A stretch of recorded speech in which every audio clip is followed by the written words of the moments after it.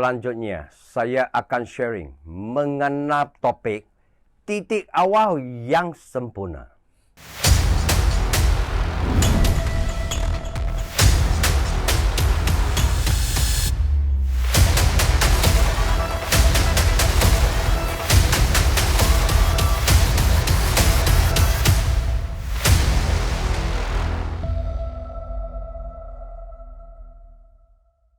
Jadi, sebelum saya berbagi tentang topik ini, saya ingin berbagi beberapa perasaan baru-baru ini.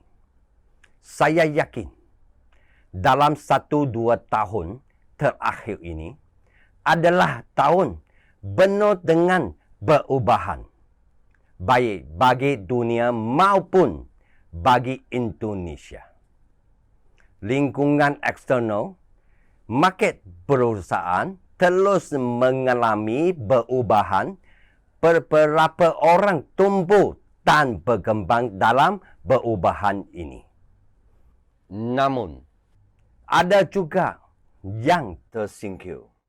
Banyak orang mengejar peluang baru dalam proses perubahan ini. Dan banyak juga yang menyerah. Adalah juga yang telah berjuang lebih dari 10 tahun. Namun, tidak sangkut lagi menanjukkannya.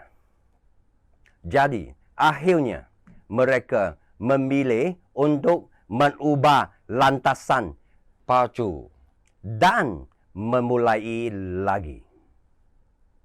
Ketika saya melihat semua ini, saya sangat-sangat bersyukur dan sangat menghargai semua yang ada saat ini.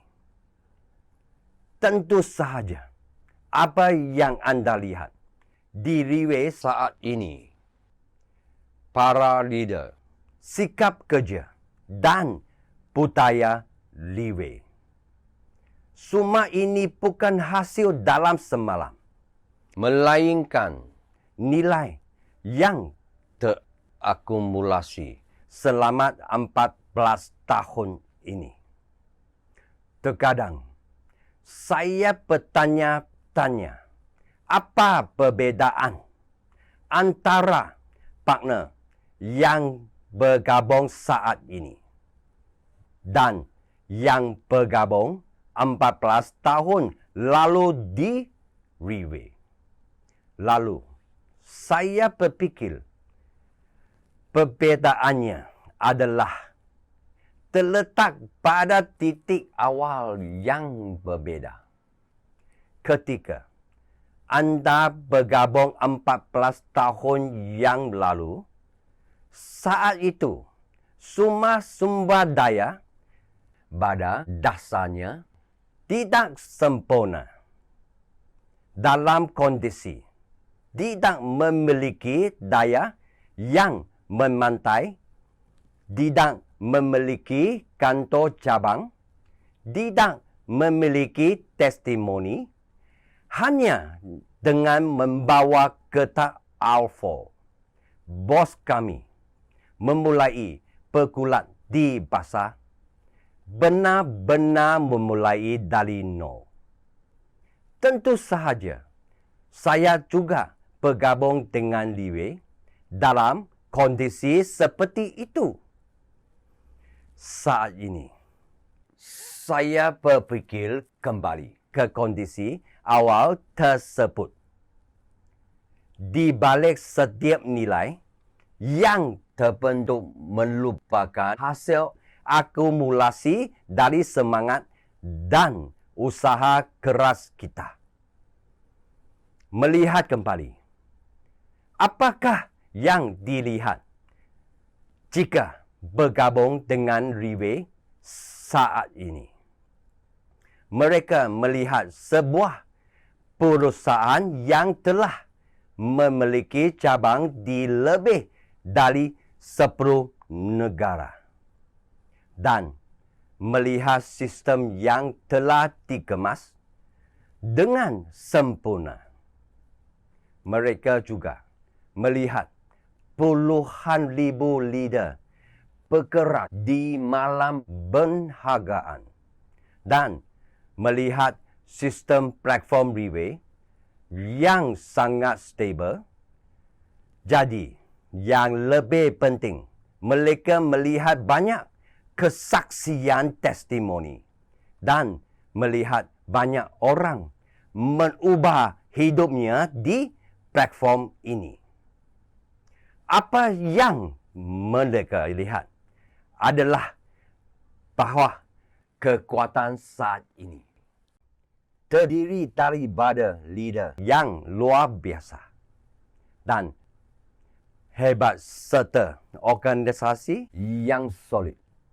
Inilah perbezaan antara titik awal memulai 14 tahun yang lalu dan 14 tahun kemudian. Kembali berpikir 14 tahun ini. Saat awal memulai hingga saat ini adalah proses yang panjang dan sangat ekstrim. Dalam prosesnya, banyak orang bertanya, kenapa Datuk Kenny begitu ekstrim? Ekstrim di dalam mengajar target dan ekstrim di setiap usahanya. Maka, di kesempatan ini, saya ingin menjelaskan bahawa saya sangat ekstrim kerana saya mengikuti seseorang yang lebih ekstrim. Orang ini adalah bos kita. Mungkin anda yang bertanya, bos di mana ekstrimnya? Di sini, saya ingin memberitahu anda bahawa bos itu ekstrim di segala hal. Ini sangat penting agar anda tahu. Banyak perusahaan besar ingin membuat produk yang luar biasa. Sebenarnya, mereka memiliki sumber daya yang besar, kewangan yang baik, dan tenaga yang ahli. Baru kemudian, mereka membuat produk seperti itu. Tetapi, anda bisa lihat riwayat saat bos tidak memiliki semua itu, dia sudah memulai ekstrim. Sejak awal, mulai bahkan mungkin modal untuk membeli produk pun tidak cukup. Namun, beliau masih tetap pantang menyerah melakukan yang terbaik. Bos sangat ekstrim dalam memilih produk. Hanya ingin membuat satu jenis produk sahaja. Dan inilah apa yang kita konsumsi sampai sekarang. Dulu kondisi pasar tidak seperti sekarang. Banyak orang tidak yakin kerana kandungan di dalam produk kita seharusnya bisa dibagi menjadi 10 produk untuk dijual. Tetapi, bos tidak setuju. Bos sangat ekstrim. Dia hanya ingin menjual satu jenis produk dan menjadi yang terbaik. Dulu, saat ada leader di Malaysia dan Singapura, bos kita mengemudi bolak-balik antara negara setiap harinya, membutuhkan waktu 1 hari untuk menempuh jarak itu. Perlu 1 atau 2 kali pengisian bahan bakar dan ban kenderaan juga terkikis. Itulah yang kita lihat dalam lilit lagu kontribusi menempuh jarak lebih dari 700 miles. Intinya, bos kita mau bertemu leader di kedua negara setiap harinya adalah untuk memilih, melakukan edukasi. Banyak orang menyarankan bos untuk tidak mengemudi jarak jauh setiap hari seperti ini kerana berbahaya. Tetapi tekad bos yang sudah bulat dan tidak tergoyahkan, beliau membuat pilihan yang ekstrim ini. Intinya adalah bahawa bos sangat bertanggungjawab. Bukan hanya memikul tanggungjawabnya sendiri sahaja, tetapi beliau memikul semua tanggungjawab perusahaan di puncaknya sendiri dan juga bertanggungjawab atas keberhasilan leader-leader ini. Bertanggungjawab. Apakah leadernya menghasilkan wang atau tidak? Dan apakah leader berhasil menyelesaikan target mereka masing-masing atau tidak? Semua ini pun dijadikan sebagai tanggungjawabnya. Setiap kali muncul seorang leader di suatu negara, dia akan menganggap wilayah itu sebagai tanggungjawab pribadi. Ketika menemukan masalah, baik masalah besar maupun masalah kecil di daerah baru, kita akan mencari solusi dan tidak menghindar sekalipun.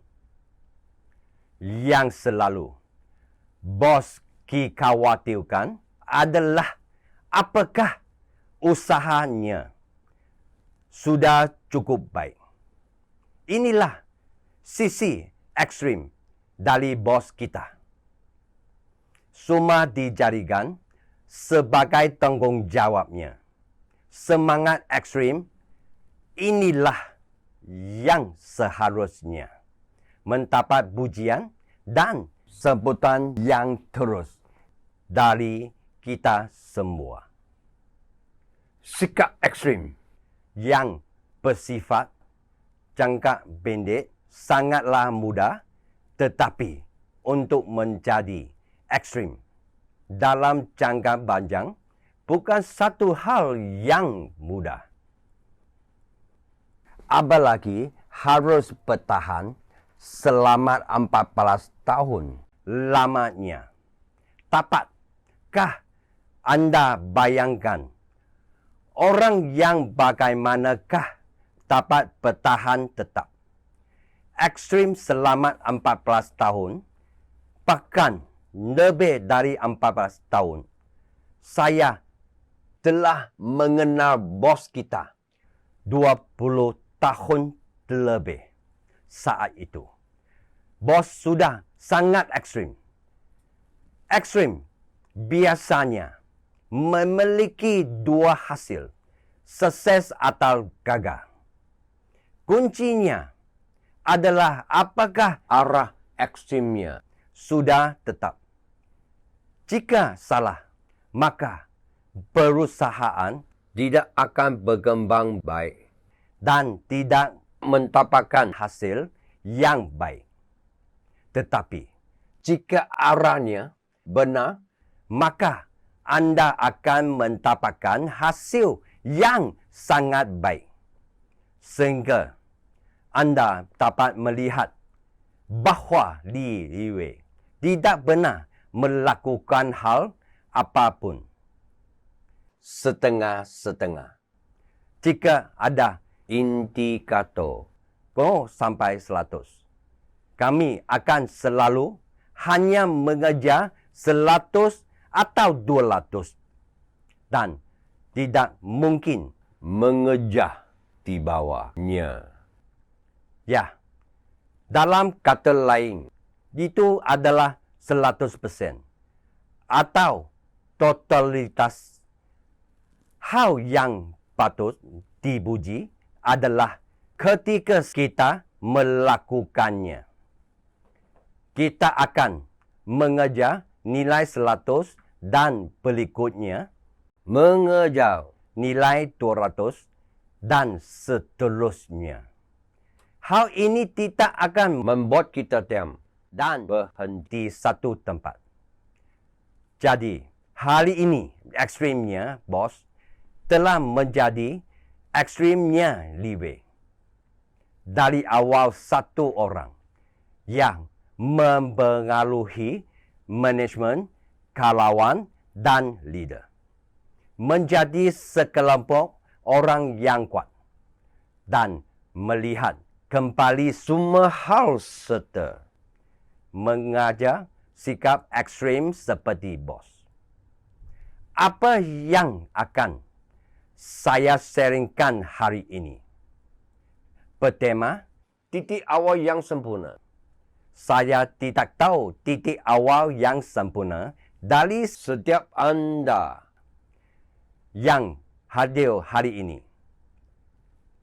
Jika bos sangat ekstrim, tidak peduli di saat-saat senang ataupun di masa sulit, tetap mengajar produk yang terbaik, membeli solusi yang terbaik, tanggungjawab yang ekstrim, dan tujuannya yang terbaik.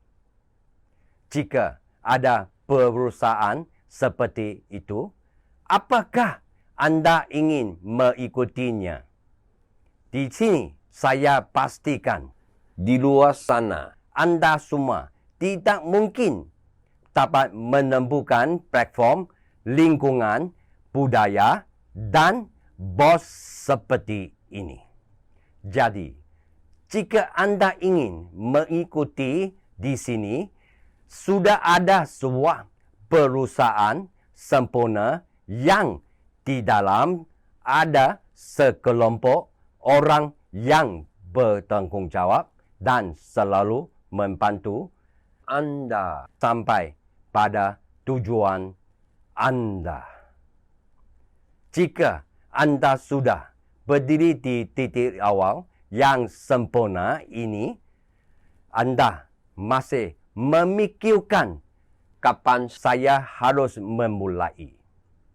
Maka anda hanya perlu katakan pada diri anda bahawa anda ingin mengambil langkah ini.